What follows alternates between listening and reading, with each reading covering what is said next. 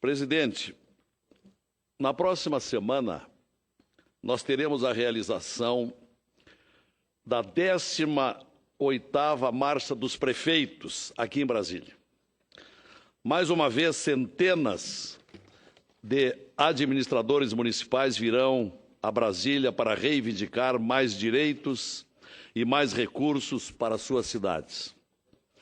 Lamentavelmente, em razão de missão oficial do Senado Federal ao exterior, não poderei, assim como também não poderá a senadora Ana Amélia, estarmos presentes nos eventos programados pela marcha em missão oficial no exterior. De qualquer modo, eu gostaria de expressar aqui completo apoio às demandas dos prefeitos.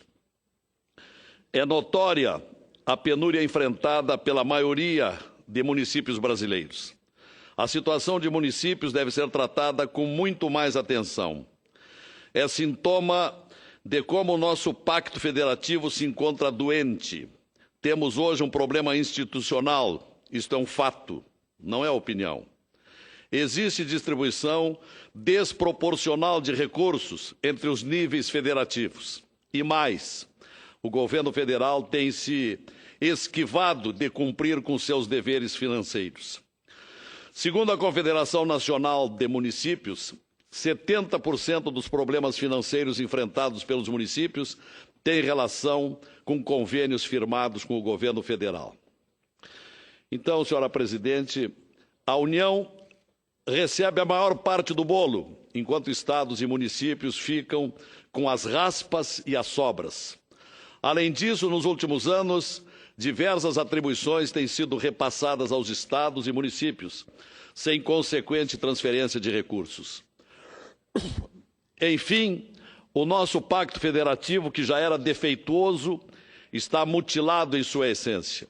Os estados e municípios, com cada vez mais obrigações, mas sem recursos necessários para implantá-las com a qualidade e eficiência exigidas pelo povo. A consequência é que muitos estados e municípios estão à beira do colapso financeiro, incapazes de fazer frente às obrigações mais básicas. Em suma, rediscutir o Pacto Federativo se faz urgente. Muito valiosas são as iniciativas, como a de anteontem, ao meio-dia, aqui no Congresso, proposta pelo presidente Renan, trazendo os governadores ao Congresso Nacional. É, pois, algo que deve ser tratado como prioridade número 1 por esse Senado, por natureza, a Casa da Federação. Esse mal-estar da Federação se faz refletir também na economia e nas expectativas que as pessoas têm em relação ao futuro. Tem-se procurado sondar de todas as maneiras o que a população está pensando e como está vivendo essa crise.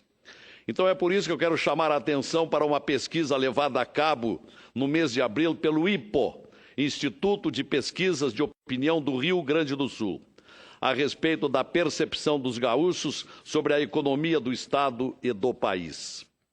Gostaria de destacar alguns pontos que são especialmente relevantes e preocupantes.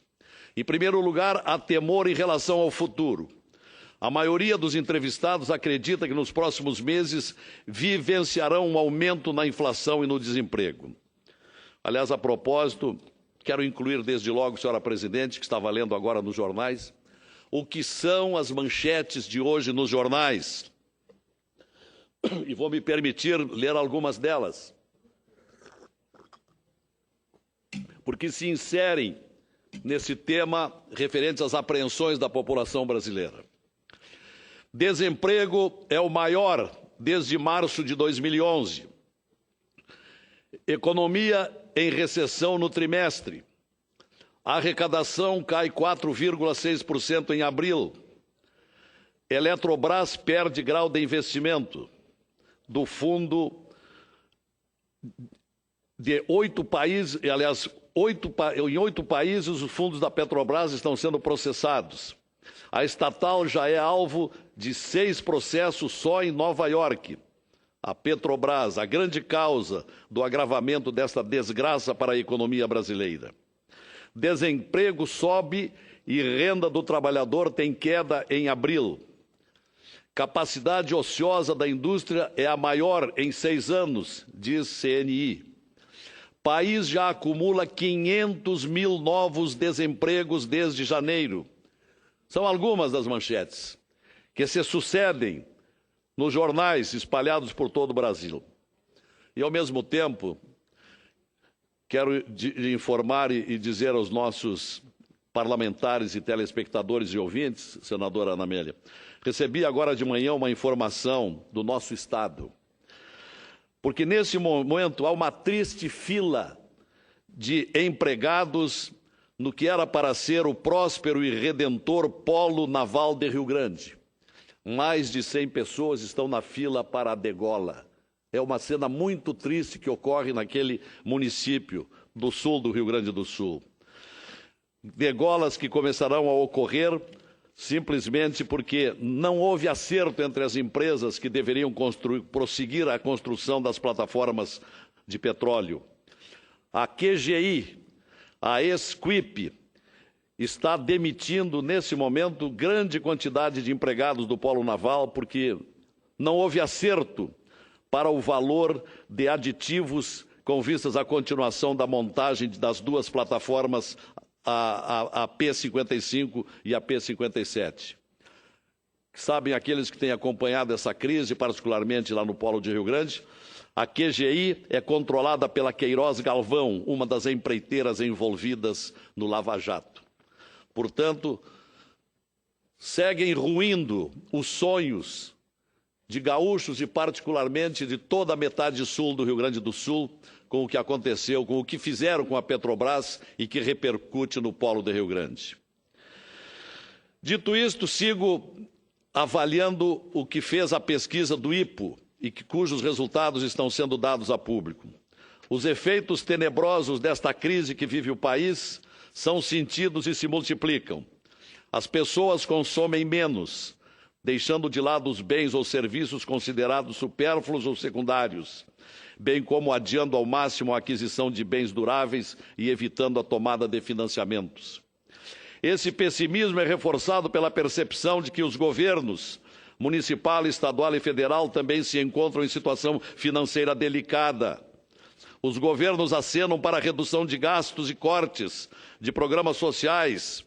No dia de hoje, virá a público o corte da presidente da República nas finanças públicas, previstas em 69,9 bilhões. Além disso, no caso do governo do Rio Grande do Sul, existe declaração a respeito do nível de endividamento estadual e o possível atraso de salário dos servidores. Em segundo lugar, é de se destacar a percepção do aumento de preços em relação aos salários.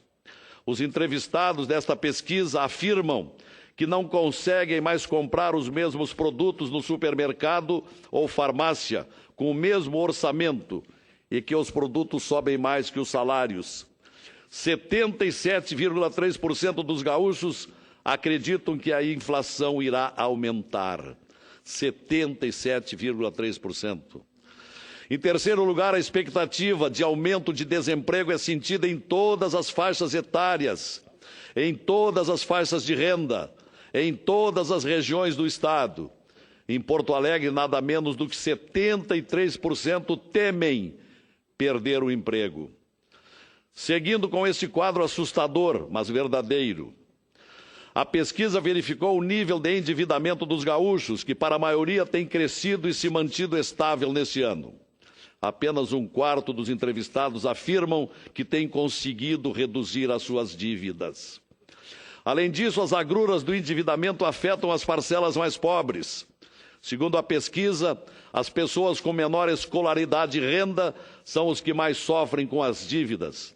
São pessoas que ganham na faixa de 1 a 5 salários mínimos, o que inclui parte da nova classe C, que está vendo o retraimento do seu poder de compra, invertendo tendência dos últimos anos. O endividamento, observa a pesquisa do IPO, está relacionado com a utilização de cartão de crédito, financiamento de bens de consumo duráveis, imóveis e a tomada de empréstimo em financeiras. Os pesquisadores do IPO alertam também para o fato de que as cadernetas de poupança estão tendo em níveis historicamente altos mais saques do que depósitos. Isto pode significar que as pessoas mais pobres estão enfrentando um momento de grande aperto financeiro. De tal modo, estão tirando o dinheiro da poupança a fim de fechar as contas no final do mês. Senhora Presidente, essa pesquisa desse instituto de grande credibilidade no Rio Grande do Sul não deixa sombra de dúvida. As pessoas sabem que a economia do Estado e do país vai mal. As pessoas têm medo de perder o emprego. As pessoas têm medo da inflação. As pessoas, enfim, têm medo do futuro. Não existe, é claro, solução mágica para os muitos problemas econômicos enfrentados pelo país. É hora, ao menos, de calma, de equilíbrio, de reflexão, para que possamos encontrar saídas para os dilemas que o Brasil vem enfrentando. Para o Legislativo, cabe a missão de rediscutir o Pacto Federativo, com a máxima urgência, já tantas vezes protelada essa discussão. Os municípios e os estados não podem continuar dependentes dos caprichos da União. Não é possível que o Estado e municípios fiquem a toda hora com o pires na mão, esperando pela boa vontade do governo federal, uma boa vontade que não existe. É nossa obrigação, pois, ouvir o que têm a dizer os governadores e prefeitos, o que começou a ser feito anteontem, na reunião do Pacto Federativo com os governadores que vieram ao Congresso. É preciso, enfim, agir para que possamos recuperar a esperança dos brasileiros no futuro próximo. É preciso que hajamos para que o nosso povo possa acreditar que o amanhã será melhor, porque o momento é muito delicado e triste. A responsabilidade para isto está também em nossas mãos, desde que tenhamos iniciativas. É o que tinha a dizer, senhora Presidente.